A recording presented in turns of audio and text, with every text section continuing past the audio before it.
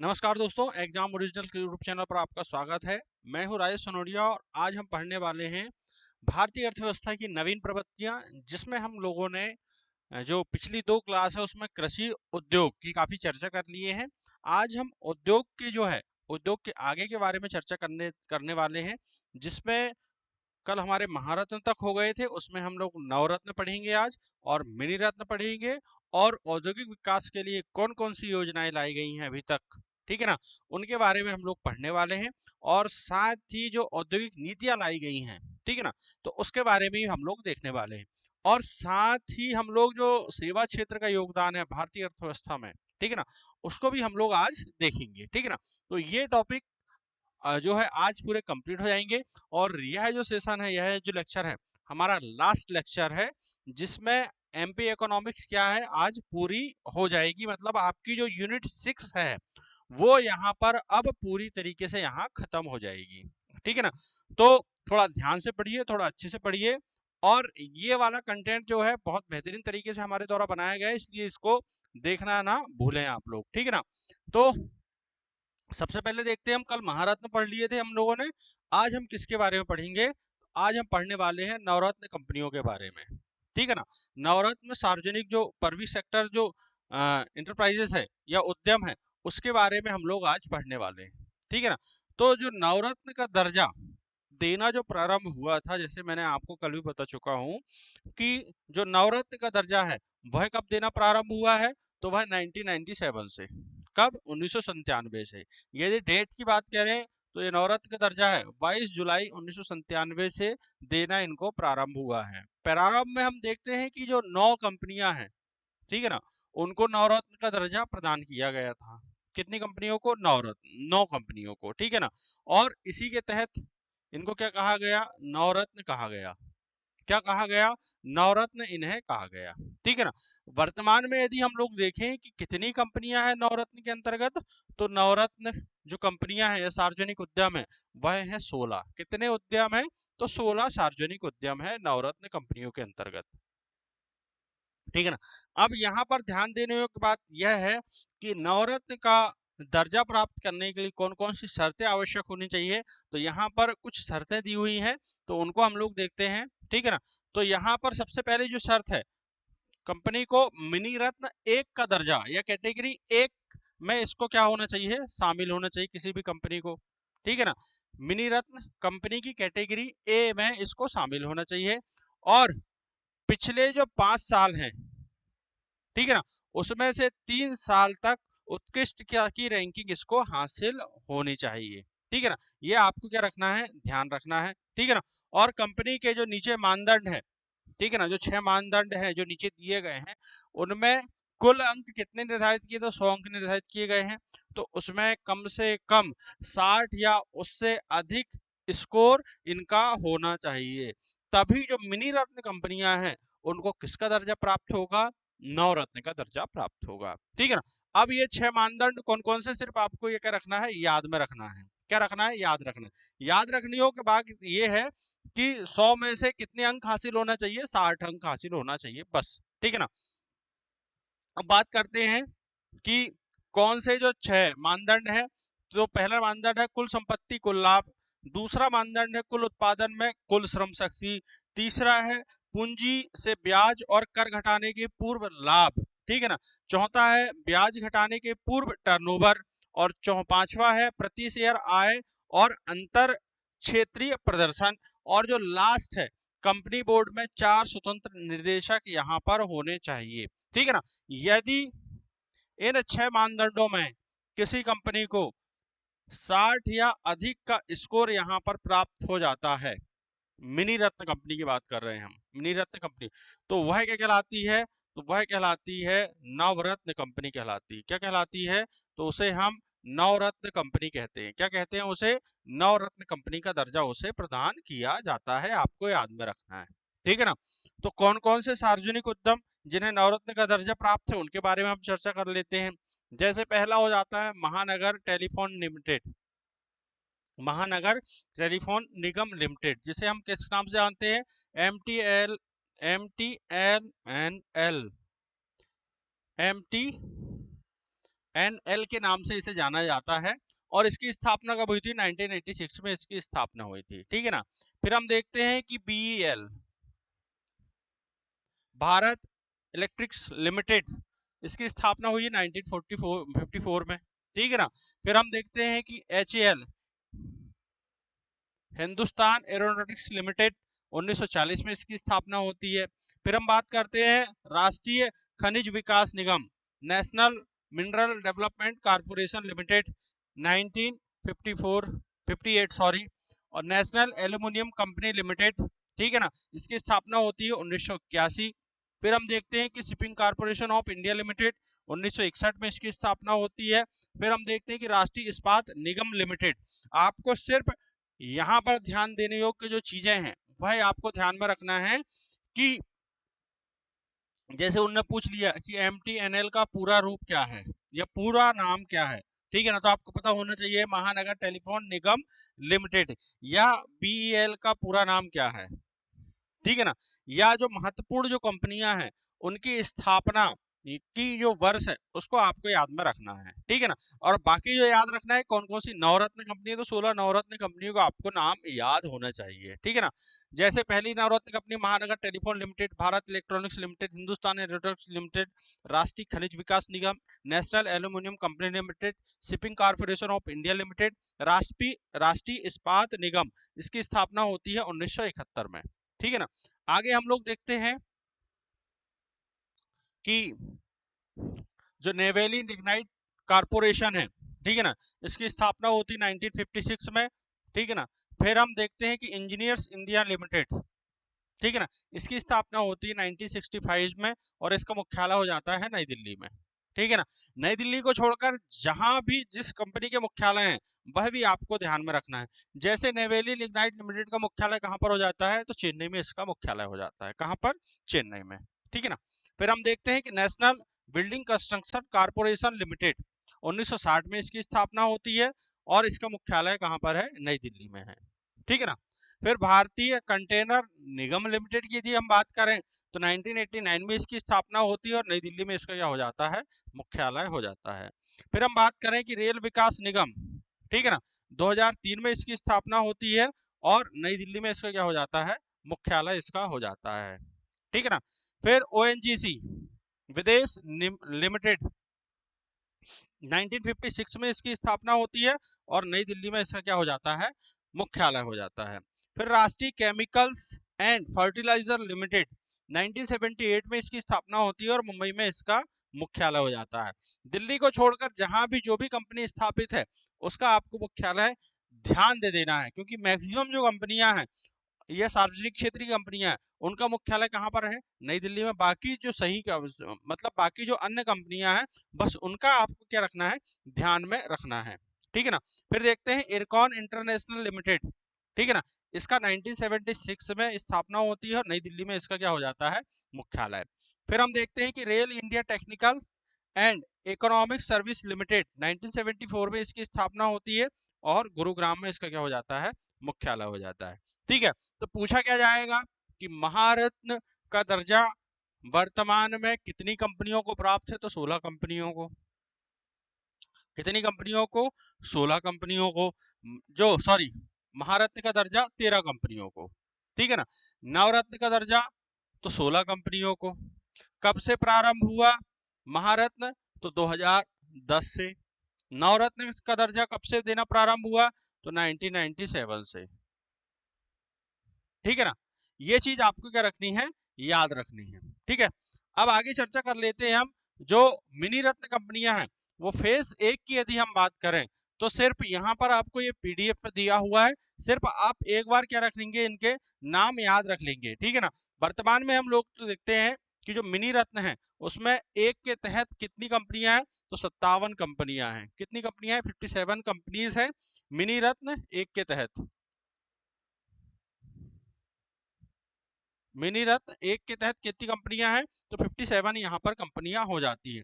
वहीं पर यदि हम देखें कि मिनी रत्न 2 के तहत कितनी कंपनी हो जाती है? तो 11 कंपनियां हो जाती हैं। एक बार आप पढ़ लेना, ठीक है ना। ये आपसे पूछेगा नहीं क्योंकि बहुत सारी कंपनियां इसके अंतर्गत हो जा रही हैं अब, ठीक है ना। तो ये आपको सिर्फ इतना याद रखना है कि मिनी रत्न मैं कैटेगरी जो ए है या फर्स्ट कैटेगरी, उसके तहत कितनी कंपनियां हैं, तो 57 कंपनियां हैं। और मिनी रत्न जो सेकंड कैटेगरी है, उसके तहत कितनी कंपनियां हो जाती हैं, तो 11 कंपनियां इसके अंतर्गत हो जाती हैं। कितनी कंपनियां हो जाती हैं, तो 11 कंपनियां इसके अंतर्गत हो जाती हैं। सिर्फ आपको इतना याद रखना है, ठीक है ना। अब हम देखते हैं कि मध्य प्रदेश या सॉरी भारत में जो औद्योगिक नीतियां लाई गई, उसके बारे में हम लोग चर्चा कर लेते हैं। किसके लिए, औद्योगिक विकास के लिए, औद्योगिक गतिविधियों के विकास के लिए, ठीक है ना। तो सबसे पहले हम लोग देखते हैं कि जो प्रथम औद्योगिक नीति है वह कब लाई गई, तो 6 अप्रैल 1948 को लाई गई। कब लाई गई, 6 अप्रैल 1948 को पहली औद्योगिक नीति भारत की लाई गई, ठीक है ना। अब इस उद्योग नीति में क्या किया गया, सार्वजनिक और निजी क्षेत्र, ठीक है ना, दोनों को ही क्या दिया गया, महत्व प्रदान किया गया। मतलब सार्वजनिक उद्यमों की स्थापना भी की गई और निजी क्षेत्र को भी उद्यम स्थापित करने के लिए प्रोत्साहित किया गया, ठीक है ना। सिर्फ आपको याद रखना है भारत की प्रथम औद्योगिक नीति कब लाई गई, तो कब लाई गई, 6 अप्रैल 1948 को लाई गई। कब लाई गई, 6 अप्रैल 1948 को, ठीक है ना। इसके अलावा आपको ज्यादा चीजें याद रखनी नहीं है, ठीक है ना। फिर हम बात करते हैं भारत की जो दूसरी औद्योगिक नीति है वह कब लाई गई, तो वह लाई गई 30 अप्रैल 1956 को। कब लाई गई, तो 30 अप्रैल 1956 को, ठीक है ना। और यह औद्योगिक नीति जो है भारत में औद्योगिक जो अर्थव्यवस्था है, ठीक है ना, औद्योगिक अर्थव्यवस्था की क्या है, आधारशिला है। क्या है, औद्योगिक अर्थव्यवस्था की आधारशिला है। या फिर हम कहें कि आने वाली जितनी भी औद्योगिक नीतियां थी, ठीक है ना, उनमें जो प्रमुख काम किया है या जो आधारशिला का काम किया है, वह किसने काम किया है, तो दूसरी औद्योगिक नीति ने काम किया है। कौन सी, दूसरी औद्योगिक नीति जो 30 अप्रैल 1956 को लाई गई, ठीक है ना। फिर हम बात करते हैं कि भारत की जो प्रमुख औद्योगिक नीति है जो 1991 में लाई गई, 24 जुलाई 1991 में लाई गई, जिसमें हम लोग देखते हैं कि एलपीजी नीति को अपनाया गया।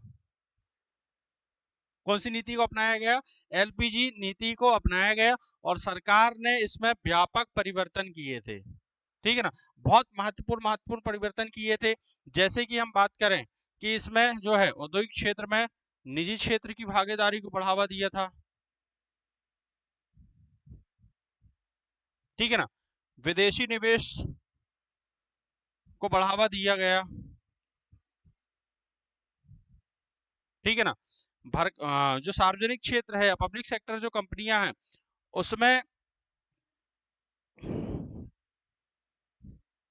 निजी क्षेत्र को बढ़ावा दिया गया, ठीक है ना। या फिर हम कहें कि जो घाटे में चलने वाली औद्योगिक कंपनियां हैं, उसमें निजी क्षेत्रों को उनको क्या कर दिया गया, इसके अंतर्गत बेच दिया गया। तो मतलब लिक्विडाइजेशन, प्राइवेटाइजेशन और ग्लोबलाइजेशन, ठीक है ना, लिक्विडाइजेशन, प्राइवेटाइजेशन और ग्लोबलाइजेशन की यहाँ पर क्या अपनाई गई, नीति अपनाई गई। किसके तहत, जो औद्योगिक नीति 24 जुलाई 1991 को घोषित की गई थी, उसमें काफी महत्वपूर्ण यहाँ पर क्या किए गए थे, परिवर्तन इसके अंतर्गत किए गए थे, ठीक है ना। तो आपको क्या याद रखना है, भारत की प्रथम औद्योगिक नीति कब आएगी, 6 अप्रैल 1948, ठीक है ना। कौन सी औद्योगिक नीति जो है भारतीय उद्योग जो अर्थव्यवस्था है उसकी आधारशिला है, तो दूसरी औद्योगिक नीति भारतीय जो है उद्योग क्षेत्र उसकी आधारशिला यह मानी जाती है, ठीक है ना। और किस औद्योगिक नीति के तहत, ठीक है ना, निजी क्षेत्र को बढ़ावा दिया गया, तो जो 1991 में जो औद्योगिक नीति लाई गई थी उसके तहत सार्वजनिक क्षेत्रों में निजी क्षेत्रों के स्थापना को या निजी क्षेत्रों को बढ़ावा दिया गया, ठीक है ना। अब हम लोग देखते हैं आगे कि भारतीय अर्थव्यवस्था में जो प्रमुख उद्योग हैं उनके योगदान की चर्चा करते हैं कि वर्तमान में उनकी स्थिति कैसी है या वो किस तरीके से कार्य कर रहे हैं, ठीक है ना। जैसे हम बात करें कपड़ा उद्योग की, किसकी बात कर रहे हैं हम, कपड़ा उद्योग की बात कर रहे हैं। तो यह कृषि के बाद रोजगार प्रदान करने वाला सबसे बड़ा क्या है, उद्योग है। यह आपको याद रखना है कि कपड़ा जो उद्योग है वह कृषि के बाद रोजगार प्रदान करने वाला सबसे महत्वपूर्ण, सबसे बड़ा उद्योग हो जाता है, ठीक है ना। औद्योगिक उत्पादन में जो इसका स्थान है, कपड़ा उद्योग का स्थान वो कितना है, 14% है। कितना है, 14% इसका स्थान हो जाता है। और सकल घरेलू उत्पाद के यदि हम देखें, ठीक है ना। यदि सकल घरेलू के उत्पाद की बात करें तो इसमें भी इसका महत्वपूर्ण योगदान यहाँ पर देखने को प्राप्त होता है। यदि कुल निर्यात की बात करें तो कुल निर्यात में इसका योगदान कितना हो जाता है कपड़ा उद्योग का, तो 24.6% हो जाता है। कितना हो जाता है? 24.6% इसका कुल योगदान हो जाता है। ठीक है। फिर हम बात करें इस्पात उद्योग की, ठीक है ना। 2021 में जो कच्चा इस्पात है इसके उत्पादन में भारत का विश्व में कौन सा स्थान हो गया है? दूसरा स्थान हो गया। याद रखने योग्य बात है, या पूछे जाने योग्य फैक्ट है। ठीक है ना, कि कच्चे इस्पात के उत्पादन में भारत का विश्व में कौन सा स्थान है? तो दूसरा स्थान है। ठीक है ना। फिर हम बात करें स्पंज आयरन है, कौन सा आयरन? स्पंज आयरन के उत्पादन में भारत का विश्व में कौन सा स्थान है? तो वह हो जाता है प्रथम स्थान। कौन सा स्थान है? तो प्रथम स्थान यहाँ पर स्पंज आयरन के उत्पादन में हो जाता है। तो सिर्फ आपको ये याद रखना है कि कच्चे इस्पात के उत्पादन में भारत के विश्व में दूसरा स्थान है, और स्पंज आयरन के उत्पादन में भारत का जो है विश्व में प्रथम स्थान है। ठीक है ना। आगे हम लोग बात करते हैं चीनी उद्योग की। किसकी बात करेंगे हम? चीनी उद्योग या शुगर उद्योग की बात करते हैं। भारत जो है विश्व में चीनी उत्पादन करने वाला क्या हो गया है? सबसे प्रमुख यह सबसे बड़ा देश हो गया है। मतलब चीनी उत्पादन में भारत को क्या है? वैश्विक रूप से अग्रणी देश हो गया है, या प्रथम देश यहाँ पर हो गया है। वहीं पर यदि चीनी निर्यात की हम बात करें तो चीनी निर्यात में भारत का जो स्थान है वह कौन सा हो गया? वर्तमान में दूसरा स्थान हो गया है। ठीक है ना। भारत जो है चीनी का सबसे बड़ा उत्पादक राज्य भी है, उत्पादक देश भी है, और सबसे ज्यादा जो खपत होती है वह भी कहाँ पर की जाती है? तो वह भी चीनी की सर्वाधिक खपत कहाँ पे की जाती है? भारत में ही की जाती है। क्योंकि चीनी का या शक्कर का यदि बात करें तो हम लोग सुबह से उपयोग करने लगते हैं। ठीक है ना। मिठाई में हमको सबसे पहले उठते हैं तो चाय में हमको चीनी चाहिए। ठीक है ना। फिर उसके बाद कुछ मीठा हो गया तो चीनी चाहिए, कुछ तीखा हो गया तो फिर उसमें शक्कर चाहिए हमको। और रात में सोने की भी जो मतलब जो खत्म होती है, ठीक है ना, रात सोने से पहले भी हमको क्या चाहिए? थोड़ा मीठा चाहिए या चाय चाहिए। ठीक है ना। तो यहाँ पर हम लोग देखते हैं कि खपत में भी जो भारत का स्थान है वह कौन सा है? तो प्रथम स्थान है। ठीक है ना। और इन सभी कंडीशन को देखते हुए वर्तमान में जो है केंद्र सरकार द्वारा चीनी के निर्यात में क्या लगा दी गई है? कुछ समय के लिए पाबंदी लगा दी गई है। ठीक है ना। और यदि चीनी उत्पादन की बात करें तो चीनी उत्पादन में जो महाराष्ट्र है वह प्रथम स्थान पर है। कौन है प्रथम स्थान पर? तो महाराष्ट्र यहाँ पर प्रथम स्थान पर हो जाता है। तो आपको ये चीजें याद रखनी है। ठीक है ना। चीनी उत्पादन में भारत का विश्व में प्रथम स्थान है, खपत करने में भी प्रथम स्थान है। ठीक है ना। और वहीं पर यदि बात करें निर्यात करने में विश्व में दूसरा स्थान, और उत्पादन की बात करें तो उत्पादन में कौन है? महाराष्ट्र यहाँ पर प्रथम हो जाता है। ठीक है ना। अब आगे चर्चा करते हैं हम कि प्रमुख जो औद्योगिक विकास के लिए जो प्रमुख रूप से योजनाएं लाई गई हैं हम उनकी बात कर लेते हैं। ठीक है ना। तो यहाँ पर देखते हैं योजनागत प्रयास के अंतर्गत पहला लाया गया है मेक इन इंडिया कार्यक्रम। ठीक है ना। जिसके अंतर्गत भारत में वस्तुओं के निर्माण को इसका बढ़ावा देना इसका क्या हो जाता है? मुख्य उद्देश्य हो जाता है। और यह योजना 25 सितंबर 2014 को प्रारंभ की गई थी। कब प्रारंभ की गई थी? 25 सितंबर 2014 को प्रारंभ की गई थी। और इसका उद्देश्य क्या था? तो इसका उद्देश्य था भारत में औद्योगिक जितना भी मैन्युफैक्चरिंग या निर्माण की गतिविधियों को बढ़ावा देना इसका उद्देश्य हो जाता है। ठीक है, किसका? मेक इन इंडिया का। ठीक है ना। फिर हम देखते हैं कि प्रधानमंत्री जो मुद्रा योजना है, ठीक है ना, तो यहाँ पर आपसे मुद्रा का पूर्ण रूप पूछा जा सकता है कि प्रधानमंत्री मुद्रा योजना जो स्कीम है उसमें मुद्रा का पूर्ण रूप क्या है? ठीक है ना। तो इसका पूर्ण रूप हो जाता है micro units development refinance agency. ठीक है ना। Micro units development refinance agency. ठीक है ना। और जो मुद्रा योजना है यह कब प्रारंभ की गई थी? तो 8 अप्रैल 2015 को प्रारंभ की गई थी। कब प्रारंभ की गई थी? तो 8 अप्रैल 2015 को प्रारंभ की गई थी। और इसका उद्देश्य क्या है? तो इसका उद्देश्य हो जाता है सूक्ष्म इकाइयों को जो ऋण है वो प्रदान करना इसका क्या हो जाता है? उद्देश्य हो जाता है। किसका? प्रधानमंत्री मुद्रा जो योजना है उसका उद्देश्य हो जाता है। ठीक है ना। और इस योजना के माध्यम से हम लोग देखते हैं कि 50,000 से लेकर 10 लाख तक का जो ऋण है वह सरकार के माध्यम से या सरकार के माध्यम से बैंकों द्वारा प्रदान किया जाता है। ठीक है ना। फिर हम बात करें स्टार्टअप इंडिया। तो स्टार्टअप जो इंडिया है, इस स्कीम की शुरुआत जो की गई थी वह की गई थी 16 जनवरी 2016 को। कब की गई थी? 16 जनवरी 2016 को स्टार्टअप इंडिया स्कीम की शुरुआत की गई थी। ठीक है ना। और इसका उद्देश्य क्या हो जाता है? इसका उद्देश्य हो जाता है कि जो नवाचार या नव प्रवर्तन है उस क्षेत्र में स्टार्टअप्स को प्रोत्साहित करना या स्टार्टअप्स को ग्रो करने के लिए एक मजबूत अर्थतंत्र या अनुकूल वातावरण का क्या करना, निर्माण करना। ठीक है ना। जो अगली योजना है उसके बारे में देख लेते हैं हम। तो स्टैंड अप योजना है। ठीक है ना। कौन सी योजना? स्टैंड अप अभियान के बारे में बात करें या स्टैंड अप योजना के बारे में बात करें तो इसकी शुरुआत की गई थी 5 अप्रैल 2016 को। कब की गई थी? तो 5 अप्रैल 2016 को। और इसका उद्देश्य क्या था? तो इसका उद्देश्य था अनुसूचित जाति, अनुसूचित जनजाति और या जो अन्य महिलाएं हैं उनमें उद्यमशीलता को क्या करना, बढ़ावा देना। ठीक है ना। किसको बढ़ावा देना? महिलाओं में उद्यमशीलता को बढ़ावा देना। विशेष तौर पे हम बात करें अनुसूचित जाति और अनुसूचित जनजाति की महिलाओं को। ठीक है ना। तो यहाँ पर मुख्य रूप से आपको क्या रखना है? आपको याद रखना है, डेट याद रखना है। ठीक है ना। कि कौन सी योजना कब प्रारंभ की गई। मुख्य रूप से क्या याद रखना है? डेट याद रखना है कि कौन सी योजना कब प्रारंभ की गई और किस क्षेत्र के लिए प्रारंभ की गई। ये दो चीजें आपको क्या रखना है, याद रखना है। कौन सी योजना कब प्रारंभ की गई और किस क्षेत्र के लिए प्रारंभ की गई। ठीक है ना। अब आगे चर्चा कर देते हैं हम। पहले योजनागत प्रयास की बात की है, अब संस्थागत प्रयास की बात कर लेते हैं कि कौन कौन से संस्थानों की यहाँ पर स्थापना की गई। किसके लिए? औद्योगिक विकास के लिए। ठीक है ना। तो सबसे पहले देखते हैं हम कि भारतीय औद्योगिक वित्त निगम लिमिटेड, जिसे आईएफसीआई के नाम से जाना जाता है, इसकी स्थापना होती है कब? 1 जुलाई 1948 में, ताकि उद्योगों की जो वित्त की संबंधी आवश्यकताएं हैं या पैसे संबंधी आवश्यकताएं, मुद्रा संबंधी आवश्यकताएं, उनको पूरा किया जा सके। इसलिए हम देखते हैं कि भारतीय औद्योगिक वित्त निगम की स्थापना 1 जुलाई 1948 को की गई। ठीक है ना। फिर हम बात करते हैं कि भारतीय लघु उद्योग विकास बैंक। ठीक है ना। जिसे नाम किस नाम से जाना जाता है? जिसे सिडबी के नाम से भी जाना जाता है। किस नाम से जाना जाता है? जिसे सिडबी के नाम से इसे जाना जाता है। और इसकी स्थापना होती है 2 अप्रैल 1990 को। कब स्थापना होती है? तो 2 अप्रैल 1990 को इसकी स्थापना होती है। ठीक है ना। फिर हम बात करें भारतीय प्रतिस्पर्धा आयोग। ठीक है ना।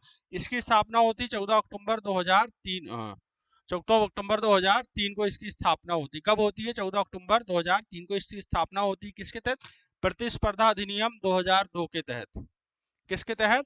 प्रतिस्पर्धा अधिनियम 2002 के तहत भारतीय प्रतिस्पर्धा आयोग की स्थापना होती है। और इसका जो मुख्य उद्देश्य हो जाता है, इसका मुख्य उद्देश्य हो जाता है बाजार में स्वस्थ प्रतिस्पर्धा को बढ़ावा देना। किसको बढ़ावा देना? स्वस्थ प्रतिस्पर्धा को बढ़ावा देना इसका मुख्य रूप से उद्देश्य हो जाता है। ठीक है। तो यहाँ पर ये चीजें आपको क्या रखना है, याद रखना है कि प्रतिस्पर्धा आयोग की स्थापना 14 अक्टूबर 2003 किसके तहत? भारतीय प्रतिस्पर्धा अधिनियम 2002 के तहत। भारतीय लघु उद्योग विकास बैंक जो पिछले साल आया है 2000 जो 23 का प्री हुआ है, उसमें यह प्रश्न पूछा गया है कि 2 अप्रैल 1990 को भारतीय लघु उद्योग एवं विकास बैंक की स्थापना होती है। ठीक है ना। फिर भारतीय औद्योगिक वित्त निगम की स्थापना तो 1 जुलाई 1948 को। ठीक है ना।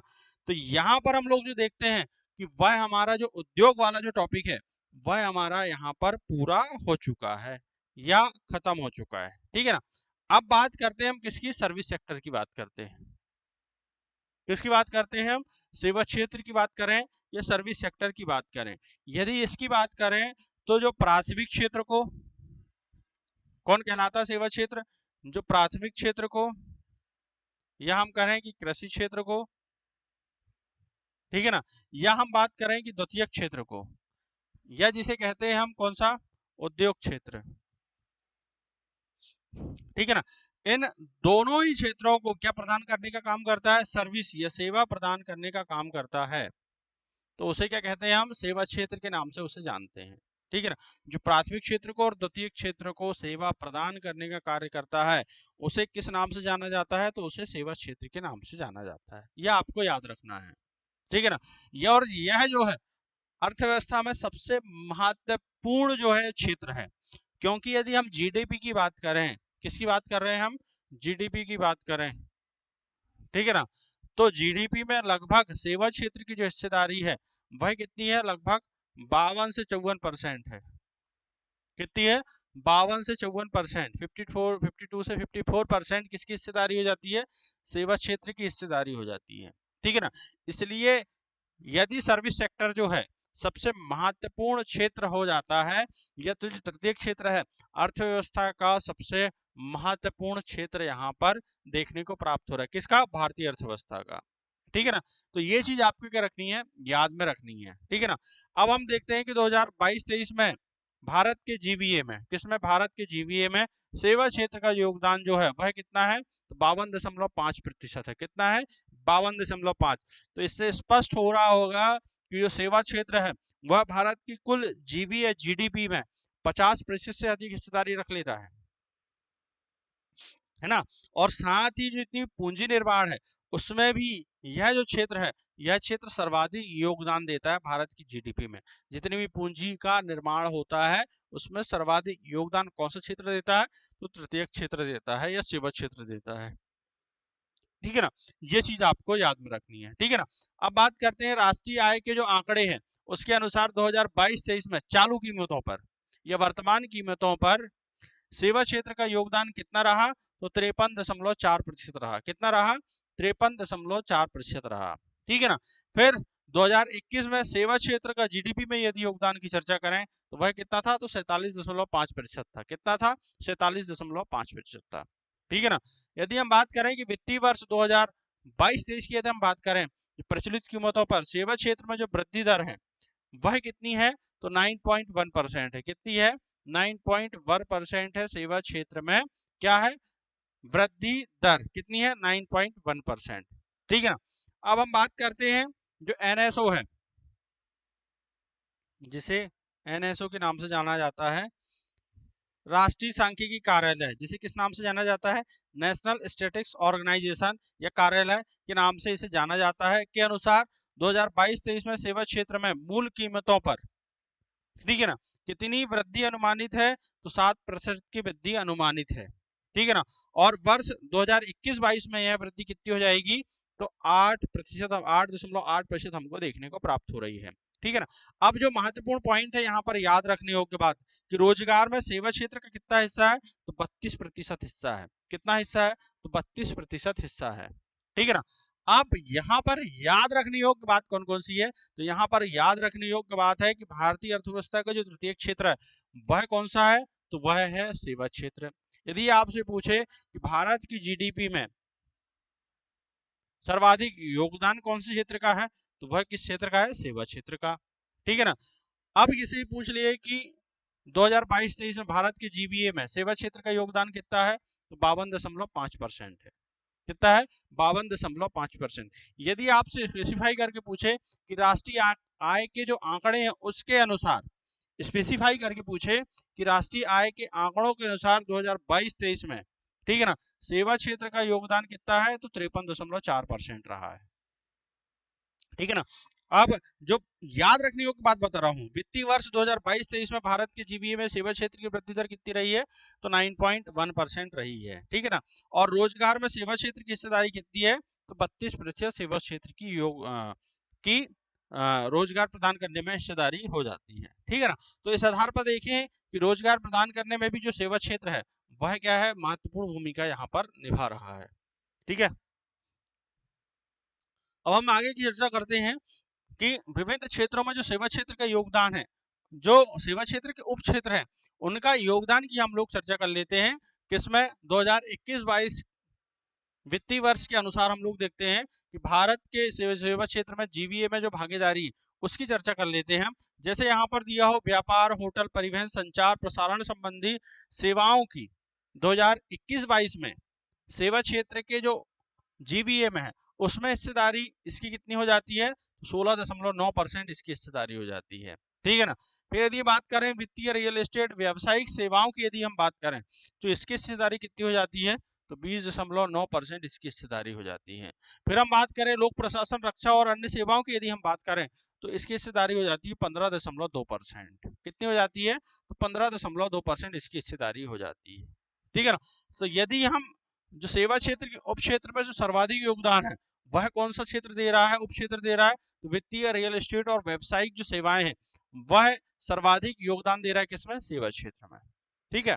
अब यहाँ पर वाणिज्य और व्यापार की हम लोग चर्चा कर लेते हैं। किसकी चर्चा करते हैं, वाणिज्य और व्यापार की हम लोग चर्चा करते हैं कि विश्व वाणिज्य सेवाओं के निर्यात में, इसकी बात कर रहे हैं हम, वाणिज्यिक जो सेवाएं हैं उनके निर्यात में यदि हम बात करें तो जो हिस्सेदारी है सेवाओं की वह कितनी है, 4% है। कितनी है, 4%। वाणिज्यिक सेवाओं के निर्यात में, तो जो टोटल भारत से निर्यात हो रहा है या विश्व वाणिज्यिक सेवाओं के निर्यात में, जो वैश्विक सेवाओं का निर्यात हो रहा है उसमें जो भारतीय सेवाओं का निर्यात में हिस्सेदारी की यदि बात करें तो वो कितनी है, 4% है। तो हम बात करते हैं विश्व वाणिज्य सेवाओं के आयात में हिस्सेदारी की यदि हम बात करें तो वह कितनी है, 3.5% हो जाती है। कितनी, 3.5%। ठीक है ना। मतलब कि सेवा के क्षेत्र में विश्व में जितना भी आयात हो रहा है उसमें 3.5% भारत में आयात हो रहा है, और विश्व में जितना भी निर्यात किया जा रहा है सेवा क्षेत्र में उसमें 4% किसके द्वारा निर्यात किया जा रहा है, तो भारत के द्वारा निर्यात किया जा रहा है। वित्तीय वर्ष 2022-23 के दौरान सेवाओं का व्यापार की यदि हम बात करें तो निर्यात कितने का किया गया, तो 322.72 बिलियन डॉलर का किया गया। कितना किया गया, 322.72 बिलियन डॉलर का किया गया। वहीं पर आयात की यदि हम बात करें तो 170.94 बिलियन डॉलर का किया गया। आयात यहाँ पर सेवा क्षेत्र में किया गया। ठीक है ना, ये याद रखना है। और 2020 में सेवाओं के निर्यात में भारत का कौन सा स्थान था, 7वां स्थान था, और आयात में कौन सा स्थान था, तो 10वां स्थान भारत का रहा है। ठीक है, ये महत्वपूर्ण चीजें हैं, फैक्ट यहाँ पर हो जाते हैं। ठीक है ना। अब हम पर्यटन की बात कर लेते हैं।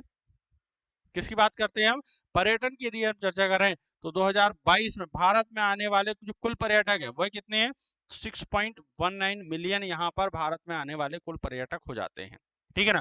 फिर पर्यटकों की कुल विदेशी मुद्रा का जो सृजन किया गया है वह कितना किया गया है, तो 16.93 अरब डॉलर का विदेशी जो मुद्रा है उसका सृजन पर्यटकों के माध्यम से किया गया, पर्यटन के द्वारा किया गया।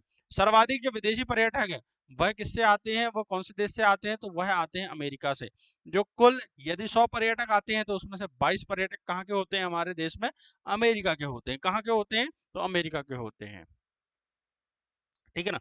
और सर्वाधिक महत्वपूर्ण जो बात याद रखनी है हमको, भारत ई कॉमर्स बाजार जो है 2025 तक कितना, 18% की दर से बढ़ने का अनुमान व्यक्त किया गया है भारत के ई कॉमर्स बाजार को। ठीक है ना। तो ये हो जाता है हमारा सेवा क्षेत्र, और यह टॉपिक जो होता है हमारा भारतीय अर्थव्यवस्था की नवीन प्रवृत्तियां, जिसमें हम लोगों ने कृषि पढ़ लिए हैं, उद्योग इसको भी पढ़ लिए हैं, और सेवा क्षेत्र जो है उसको आज हम लोगों ने क्या कर लिए हैं, कंप्लीट कर लिए हैं। कृषि, उद्योग और सेवा क्षेत्र, तो ये तीनों टॉपिक हमारे क्या हो जाते हैं, आज कंप्लीट हो जाते हैं। क्या हो जाते हैं, कंप्लीट हो जाते हैं। ठीक है ना। या फिर हम कहें कि जो मध्य प्रदेश के साथ साथ भारतीय अर्थव्यवस्था है, मध्य प्रदेश की अर्थव्यवस्था और उसके साथ साथ जो भारतीय अर्थव्यवस्था है, किसके हिसाब से, प्रारंभिक परीक्षा के हिसाब से। किसके हिसाब से, प्रारंभिक परीक्षा के हिसाब से। तो वह हमारा यह वाला टॉपिक जो है, यह हम बात करें कि जो यूनिट 6 है वह यहाँ पर आज हमारी क्या हो जाती है, पूरी कंप्लीट हो जाती है, पूर्ण रूप से कंप्लीट हो जाती है। ठीक है ना। तो ये सेशन आपको कैसे लगा हमें कमेंट करके जरूर बताएं। थैंक यू, धन्यवाद।